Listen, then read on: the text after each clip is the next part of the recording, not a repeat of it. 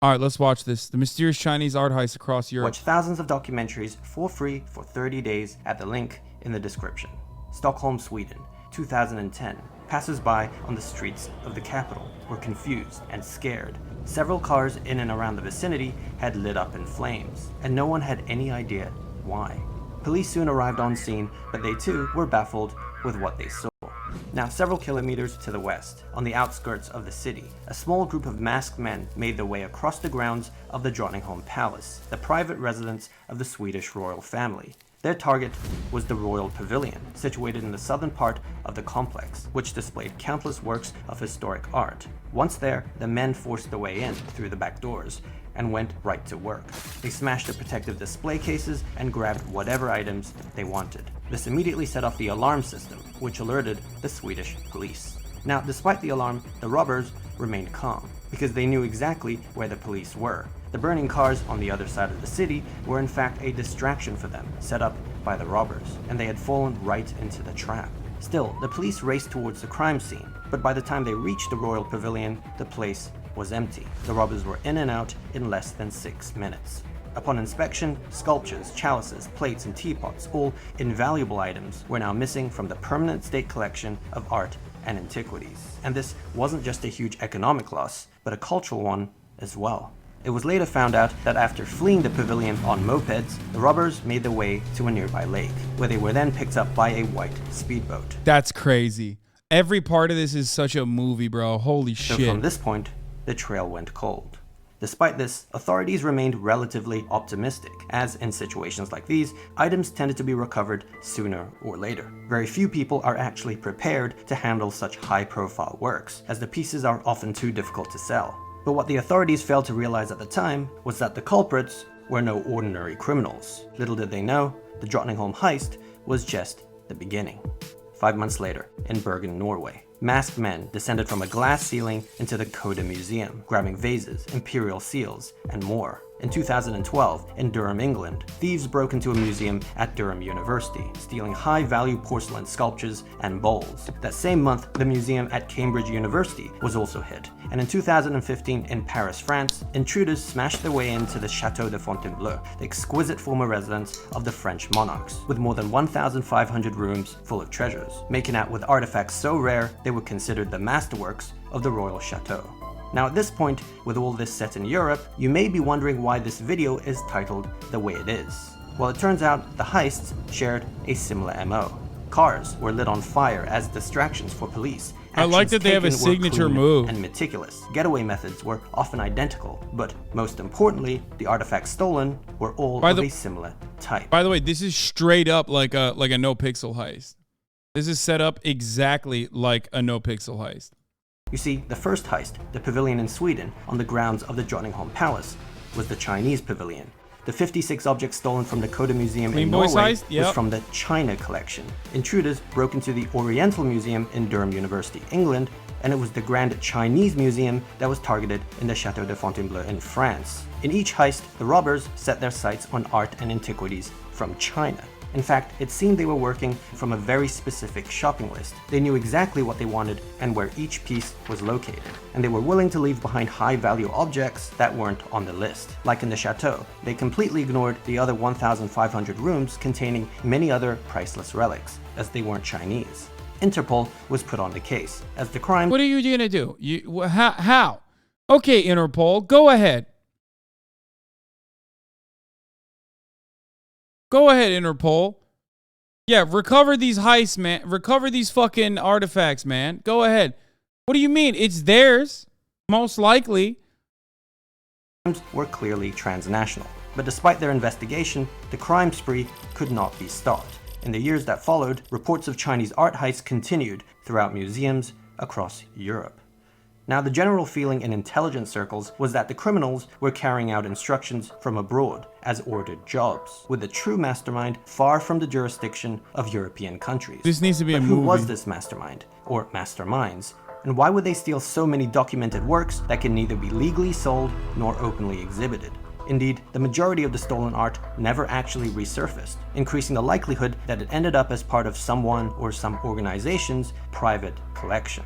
Top G! Years went by, it seemed to be becoming one of the greater mysteries in art, alongside Stonehenge, Banksy, and the case of the second Mona Lisa. But upon closer inspection, the mystery of the Chinese art heists began to unravel, as signs pointed to the involvement of an elite group of individuals. But to fully understand this, we first need to go back in time, back 160 years ago to the end of the Second Opium War. Beijing, 1860. British and French troops marched. Oh, the Swedish Job was one component of this. No, we watched the Swedish Job. Remember? It was only one component of this. I don't think this is the one. This is a failure too.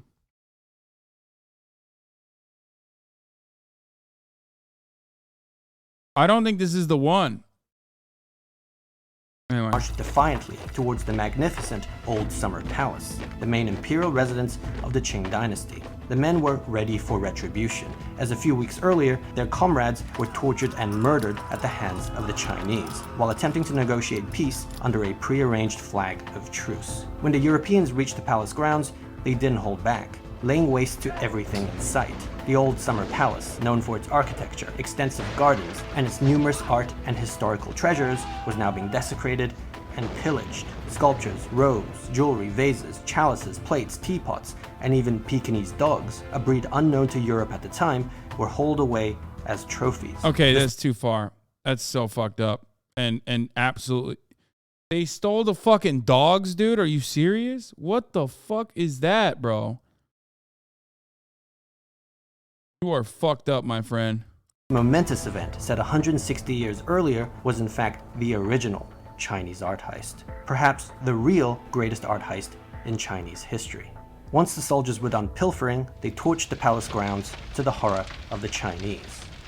Now, the majority of the loot made its way to Europe, ending up in the possession of private collectors and royal families. Queen Victoria of Britain was even gifted the very first pet Pekingese dog ever seen in Europe, which she brazenly named Looty. Over time, many of these Chinese relics, Looty not included, made its way to museums across Europe, including the Drottningholm Palace in Stockholm, the Coda Museum in Berlin. Looty? Bro, that's tasteless. That is just straight up fucked up, man. That's actually fucked up. And the Chateau de Fontainebleau in Paris. Present day, China is one of the countries that has suffered the most from the loss of antiquities, and in the past decades has managed to conjure a groundswell of national support for the return of their cultural art. In fact, the Chinese government has openly promoted efforts to repatriate works pillaged during the Opium Wars, most notable the invaluable items stolen from the Old Summer Palace. As a result, certain individuals in China have now taken it upon themselves to lead the charge, bringing back China's lost art piece by piece, no matter the cost. But who could this be? Who would have the resources and dedication to pull off such a feat? Well, in 2016, China made headlines for creating more billionaires than the United States, for the first time in history. The growth driven by self-made entrepreneurs, many in the tech industry. It has now reached a point where a new billionaire is minted in China every 2 days. For this new class of elites, buying up Chinese artifacts for inordinate sums of money has now become the latest hot trend. An opportunity to show off not just their newfound riches. Interpol is comped. Head of Chinese ex-police higher up. No shit, these heists are happening. Clearly funded by Chinese government from the inside. Bro, even if they weren't, what is the Interpol gonna do? Oh my God, you guys stole artifacts back to China? Like, that was my point. My point from the top is like, of course, no shit, China did it.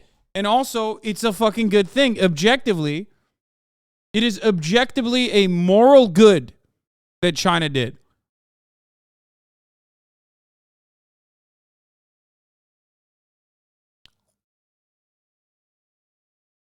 It is, I'm saying that unconditionally. I think it was a good thing that they did. You can say it's the law. It's the law. It's the law, mate. What about legality? Nah, fuck that. They're literally recovering stolen artifacts. Riches, but also their fervent patriotism. After all, the fate of the nation's plundered art from the royal residence of what was China's last dynasty has been a focal point of national pride. In 2010, in a suburban London auction house, a 16-inch Chinese vase from the old Summer Palace started with an inconsequential price of $800,000, but ended half an hour later with a final bid of $69.5 million, 50 times its estimate. The bidder, an anonymous buyer from China. And this wasn't unique. There was also the small porcelain chicken. That's bullshit, bro. Fuck buying it, dude. Don't even buy it. Don't buy it. Don't buy it. Steal it. Cup, which sold for $36 million, and a Tibetan silk tapestry, which sold for $45 million.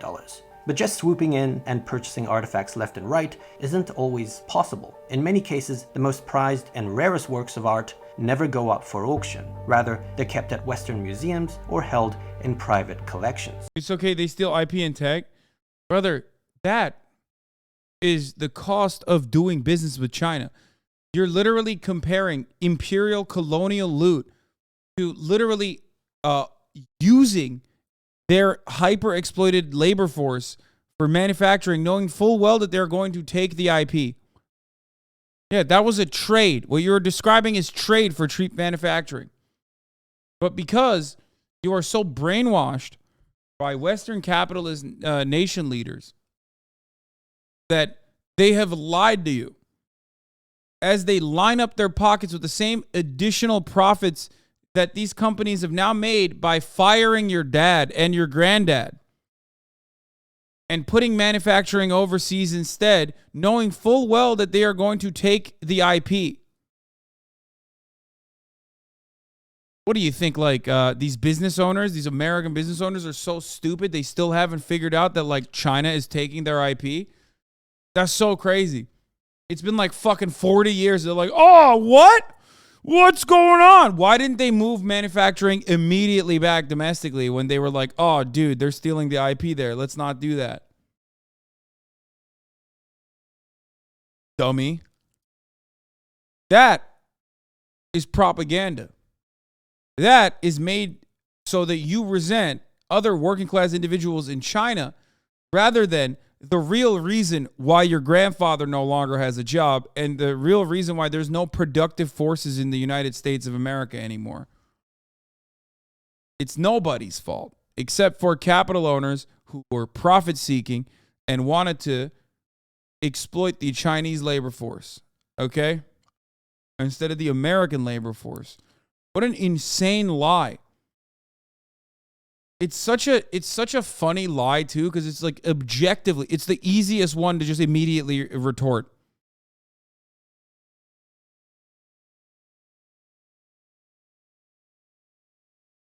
Which the US does IP theft as well. What the fuck is this Anglo talking about? Also, IP should be free anyway, regardless. I don't give a fuck about IP. However, even if you do give a fuck about IP, okay? Let's say you care about IP. What are you, fucking Hewlett Packard? No, shut the fuck up. Why do you care about IP? Are you Mr. Micro or are you Mr. Soft? Okay? I don't understand. Like, which one is it? You're none of those things. You are not him, okay? It's another lie that's been told by Mr. Micro and Mr. Soft, so you fucking feel like you have a stake in the ownership, okay? Fuck that. You didn't build it. You don't see anything from it. They've just lied to you and told you that it needs to be maintained. Okay? Yeah, you are Maya Higa. You are not Mr. Micro and you are not Mr. Soft.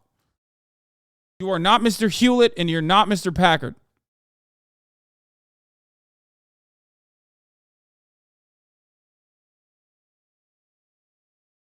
But even if you were, these people made the decision knowing full well that China was going to steal their IP.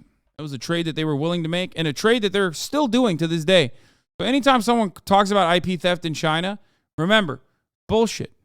Fucking bullshit. Everyone's making out like a bandit.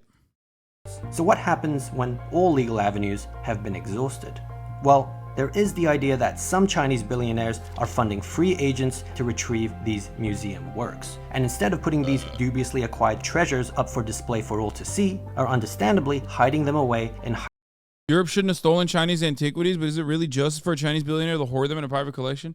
Brother, there's no such thing as a Chinese billionaire without state supervision, okay? If a Chinese billionaire personally commissioned art heists like this, it's being done at the behest of the Chinese government. What are you talking about? What is a Chinese billionaire? A Chinese billionaire, you know what a Chinese billionaire is? A temporarily billionaire man until the CCP decides you no longer deserve it.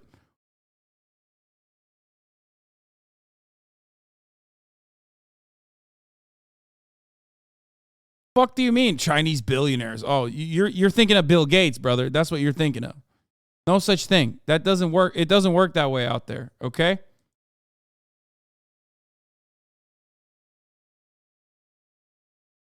Highly secured, climate-controlled warehouses, though not all may actually care to play it so low-key. Because with Chinese laws, from theft to intellectual property, being very different from the Western world, the aforementioned issues of selling or exhibiting these high-profile stolen works may not be so problematic after all. There's also the justification many have that since the items were initially stolen from China, it can't be considered a real crime. And by now returning the artifacts to its homeland to be displayed, they are somehow aiding its liberation.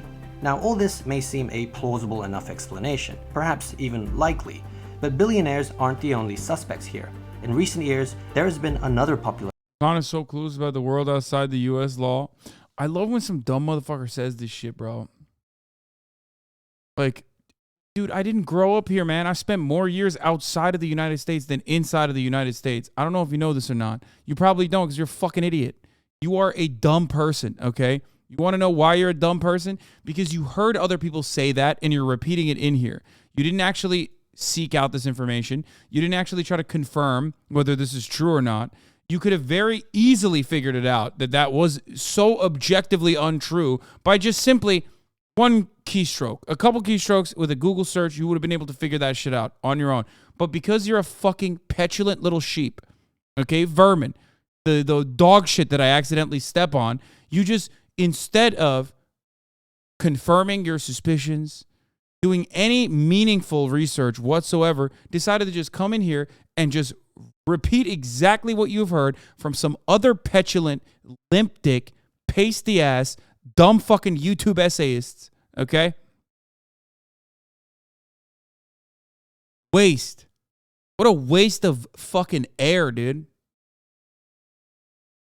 Be your own person, okay? Be your own fucking human being. Use your brain.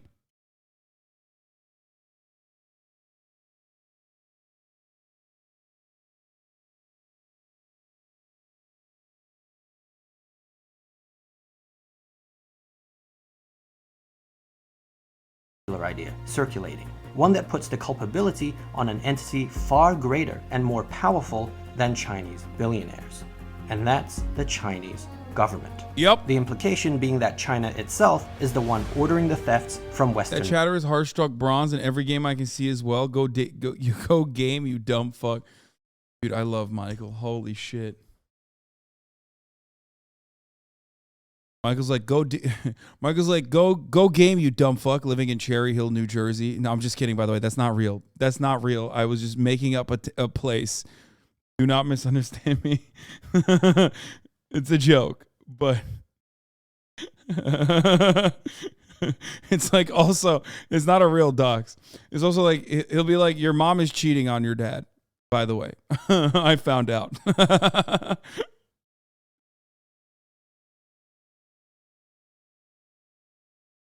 Yeah, you're worried about China stealing IP? How about stealing IP addresses? Museums, and that they are in fact the buyer of the stolen relics. After all, China's Communist Party has already made it clear that they want their art back, with seemingly little care about the methodology of their return. Certainly, they've demonstrated no real concern or sympathy for the museum heists in Europe. And in fact, apparently, one of the items stolen from the Coda Museum in Bergen, Norway, is now openly displayed at one of China's international airports in Shanghai. Police in Bergen did attempt to follow up on this lead, but Norwegian authorities higher up didn't want to insult the Chinese with accusations, nor cause an international incident, and so did nothing. Though if the Chinese government is involved in all this, it would likely be through their most powerful and most impenetrable conglomerate, the China Poly Group. The state-run corporation started as an offshoot of the People's Liberation Army as their arms manufacturing wing, and has since evolved far beyond. Their varied pursuits now include not just the peddling of missiles and weapon systems, but international trade, real estate, and perhaps most unexpectedly, the buying and selling of art and antiquities. In fact, they run the third largest art auction house in the world, behind Sotheby's and Christie's. Of the company's headquarters at the new Beijing Poly Plaza, the New York Times noted the most unusual contrast of being able to buy a painting on the 3rd floor and a missile system on the 27th. Today, that's insane, dude. It's a one-stop shop, dude. Hey, sometimes you want to buy fucking small arms, sometimes you want to buy missile systems, and other times you want to buy recovered art. they have declared assets of $140 billion, over twice the GDP of Luxembourg. So could the China Poly Group be behind the Chinese art heists in Europe? Well, maybe. We already know they've been running a global information network to locate and reclaim lost antiquities that, as they put it, have been illegally robbed away by Western powers. I mean, it's not as they put it. It is the truth. Like China, hate China, doesn't fucking matter. It is the truth. You know what I mean? Like,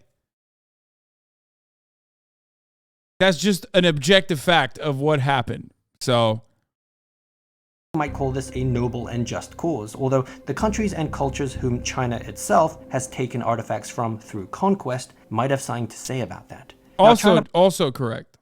Poly has not revealed much about their retrieval program and has not responded to public requests to elaborate on their methodology. But they have outright denied any involvement in the museum heists, calling the allegations nonsense. From the evidence, they claim it cannot be inferred that there was even somebody ordering the heists. Further, defenders of China Poly have pointed out that during the robbery in Paris, not all the stolen artworks were actually Chinese. One item in particular was of Thai origin, a replica crown of the King of Siams, given to Napoleon III in 1861. So why would the Chinese government steal that?